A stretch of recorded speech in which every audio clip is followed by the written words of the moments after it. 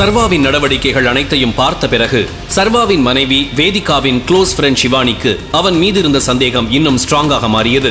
லிப்டில் மேலே சென்ற சர்வாவிடம் விக்ரமன் புன்னகைத்தபடி கொடுத்த விஐபி கார்டை கொடுத்துவிட்டு, all good? Yes, all good. இது என்னோட விஐபி கார்டு. லஞ்ச் என்ஜாய் பண்ணு சர்வா. தேங்க்யூ என்று சொல்லிவிட்டு வெளியே வந்த சர்வா கீழே இருந்த சிவானியிடம், போலாமா என்று கேட்டான். அவளும் தலையை அசைத்தபடி அவனை பின்தொடர்ந்தாள். எல்லாம் ஓகே தானே? ஓகே தான். நீங்க இவ்வளவு பெரிய இடத்துல ஒர்க் பண்றீங்கன்னு வேதிகா என்கிட்ட சொல்லவே இல்ல. நாம ஏதாச்சும் ஆர்டர் பண்ணுவோமா? எனக்கு ரொம்ப பசிக்குது. வெயிட்டர். சிவானியின் கேள்வியை அவாய்ட் செய்யும் விதமாக சர்வா பதிலளித்தான். என்கிட்ட இருந்து எதையாவது மறைக்கிறீங்களா, இல்ல நான் ஏதாவது தெரிஞ்சுக்க கூடாதுன்னு நினைக்கிறீங்களா சர்வா? அப்படிலாம் இல்ல, உங்ககிட்ட மறைக்கிறதுக்கு எனக்கு என்ன இருக்கு? 1 செகண்ட். 2 ஜூசஸ். அவர்கள் இருவரும் ஆர்டர் கொடுத்த பின்பு வெயிட்டர் நகர்ந்து போக சிவானி அப்பொழுதும் விடவில்லை. சரி சர்வா, நீங்க எங்க ஒர்க் பண்றீங்க?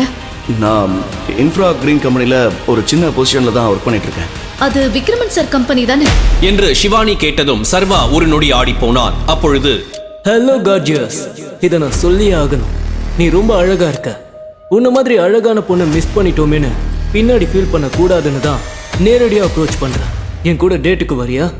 கண்டிப்பா என்ஜாய் பண்ணுவேன். அந்த இளைஞரின் பேச்சு நார்மலாக இருந்தாலும் அவன் முகத்தில் இருந்த கள்ளத்தனம் சர்வாவுக்கும் சிவானிக்கும் புரிந்தது. உனக்கு கண்ணு தெரியலையா? அவங்க ஏன் கூட லஞ்சுக்கு வந்திருக்காங்க. ஓ அப்படியா? நீ இவங்களோட கார் டிரைவர்னு நினைச்ச. சரி ஓகே, நீ கிளம்பு. அவங்கள நான் பாத்துக்கிறேன். அமைதியா சொல்றப்பவே ஒழுங்கு மரியாதையா போயிடு, இல்ல வேற மாதிரி ஆயிடும். அந்த இளைஞன் சொன்னதை கேட்டு சர்வா மிகவும் அமைதி காத்தான். அடுத்து அந்த இளைஞன் என்ன செய்ய போகிறான் என சர்வா கவனித்துக் கொண்டிருந்தான். அப்பொழுது அந்த இளைஞன் சிவானியின் கையை பிடிக்கச் சென்றான். கார்ஜியஸ், உன்னை பார்த்தா நல்லா ஹை கிளாஸ் குடும்பத்துல இருந்து வந்த பொண்ணு மாதிரி இருக்க. எதுக்காக இந்த மாதிரி லோ கிளாஸ் பசங்களோடலாம் டேட் பண்ற? உனக்காக எத்தனை பேர் லைன்ல நிப்பாங்க தெரியுமா? இப்ப நீ போக போறியா இல்லையா? தேவி, என் கூட வா. உனக்கு எதுவும் ஆகாது, நான் பாத்துக்கிறேன். இவன் முகத்தெல்லாம் பார்த்தாலே தெரியல, அப்பம் பேர் தெரியாத பக்கா லோ கிளாஸ்னு. யாரென்றே தெரியாத ஒருவன் எல்லாம் தன்னுடைய அப்பாவை பற்றி தப்பாக பேசுவது சர்வாவின் மண்டையை மேலும் மேலும் சூடாக்க அதிரடியாக எழுந்து அவன் கன்னத்தில் பளார் என்று அறைந்து விட்டான். சர்வா அடுத்தடுத்து கொடுத்த அடிகளில் அந்த இளைஞனின் மூக்கு உடைந்து ரத்தம் கொட்ட, என்ன சொன்ன? நான் அப்பா பேர் தெரியாம வளர்ந்தவனா? உங்க அப்பா இப்படிதான் மத்தவங்களை பத்தி கேவலமா பேச சொல்லி கொடுத்தானா? சொல்லுடா, இப்படிதான் சொல்லி கொடுத்தானா என்று கேட்டுவிட்டு மேலும் அடி வெளுத்துவிட அவ்வளவு நேரம் திமிராய் பேசிய அந்த இளைஞன் சர்வாவின் இந்த ஆக்ரோஷத்தில் நடுங்கி போய் நின்றான். பின்பு அங்கு வந்த மேனேஜர், ஹலோ சார், இது ஒன்றும் மீன் மார்க்கெட் இல்ல, பெரிய பெரிய ஆட்கள் வந்து போற இடம்.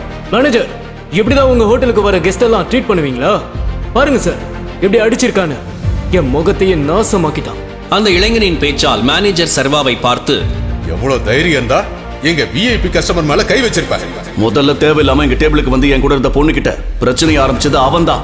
அதோட என் அப்பாவை பத்தி தப்பா பேசினதும் அவன் தான். இதெல்லாம் உண்மையா? அவன் போய் சொல்றான் சார். இந்த சின்ன விஷயத்துக்கு இவ்வளவு பெரிய அடிதடி நடக்கணுமா? அதோட நீங்க எப்படி கை நீட்டி அடிக்கலாம்? மரியாதையா அவர்கிட்ட மன்னிப்பு கேளுங்க. முதல்ல அவனை என்கிட்ட மன்னிப்பு கேட்க சொல்லுங்க, நானும் கேட்கிறேன். டேய், என் ஃப்ரெண்டு கிட்ட மன்னிப்பு கேளுடா. நான் யாருன்னு உனக்கு தெரியாது. நீ மன்னிப்பு கேட்காட்டி இந்த இடத்துல இருந்து உயிரோட போக மாட்டேன். சார், தப்பு இவர் மேல கிடையாது. அவன் தான் என்ன ஹராஸ் பண்ணான், தப்பு தப்பா பேசினான். அதை என்னன்னு கேக்குறப்பதான் 2 பேருக்கும் சண்டை பெருசாயிடுச்சு. அதெல்லாம் இருக்கட்டும், இவரு எங்க விஐபி கஸ்டமர் கிட்ட மன்னிப்பு கேட்டே ஆகணும். அப்பொழுது விக்ரம் கொடுத்த கார்டை சர்வா மேனேஜரிடம் காண்பித்து, இந்த கார்டை எனக்கு யார் கொடுத்தாங்கன்னு பார்த்துட்டு அதுக்கப்புறம் நான் மன்னிப்பு கேட்கணுமா வேண்டாமான்னு முடிவு பண்ணுங்க.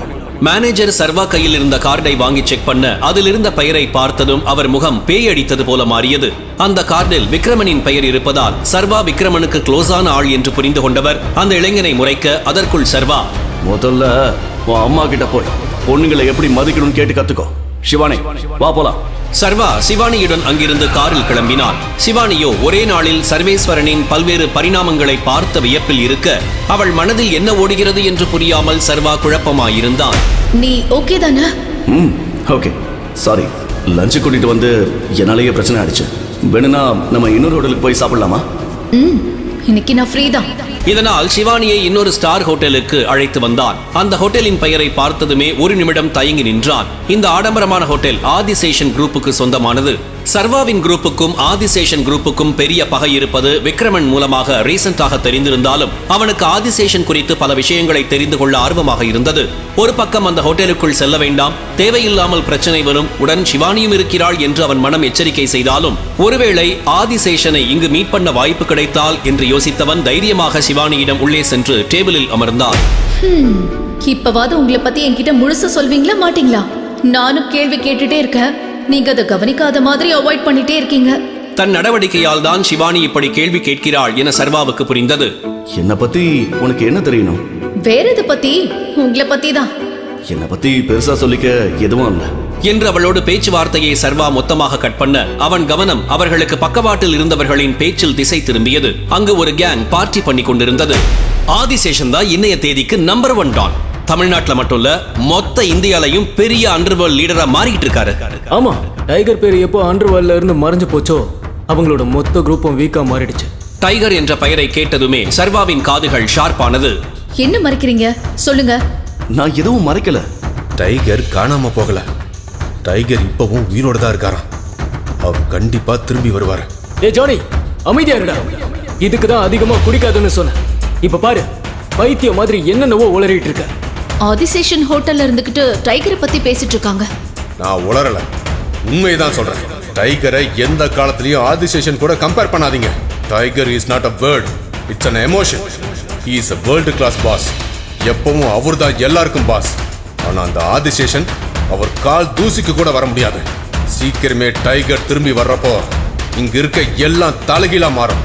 இப்ப நான் சொல்றது உண்மைன்னு உங்களுக்கு புரியும் என்றவன் முழு போதையில் கூற இதை கேட்டுக்கொண்டிருந்த சர்வாவின் பின்னந்தலை ஒரு நிமிடம் சிலிர்த்தது. அவனை எட்டி பார்த்தான். 20 வயதில் பணக்கார காலேஜ் ஸ்டூடெண்டாக இருந்த ஜானி இன்னொரு லார்ஜ் லிக்கரை உள்ளே தள்ளினான். அவன் பேச்சில் தெரிந்த உறுதி சர்வாவை ஈர்த்தது. அப்படி இந்த ஜானி எதற்காக தன்னுடைய ஹவுஸ் ஆஃப் டைகர் குரூப்பின் மீது இவ்வளவு நம்பிக்கை வைத்திருக்கிறான்? அவனுக்கு டைகரை பற்றி ஏதாவது இன்ஃபர்மேஷன் தெரியுமா என்று அவனுக்கு அது மிகப்பெரிய சந்தேகத்தை உருவாக்கியது. சட்டென அவர்களை நோக்கி சில கண்கள் திரும்பின. சர்வாவின் பின்னணியை சிவானி கண்டுபிடிப்பாளா? சர்வா ஆதிசேஷனை சந்திப்பானா? சர்வாவின் அண்டர்வேர்ல்ட் பற்றி அவனது மனைவிக்கு தெரிந்தால் என்ன ஆகும்?